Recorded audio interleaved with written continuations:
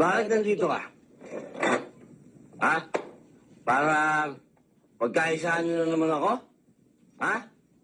Hindi ka nababagay dito. Bagay ka dun. Sa mga taong palala.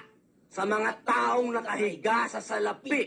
Sa mga taong dinudiyos ang pera. Sa mga taong sumasamba sa piso. Doon ka nababagay. Hindi nyo kasi inisip ko ano yung mga nandito namin eh. Mga taong katulad kong mahihirap. Ha?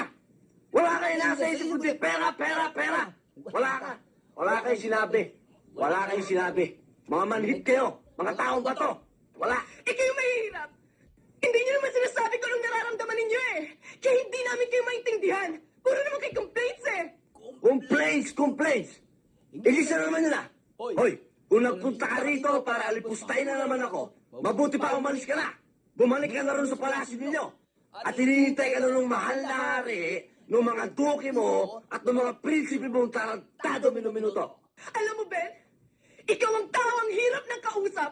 Ang hirap ang pakiusapan. Alam mo, nung araw, bilib na bilib ako sa'yo eh. Iniidolo kita dahil ikaw ang lalaking pinangarap ko. Barumbado pero may isang salita. May prinsipyo at may respeto sa sarili. Pero nagkamali ako. Isa ka palang duwag. Anyway, thanks for everything.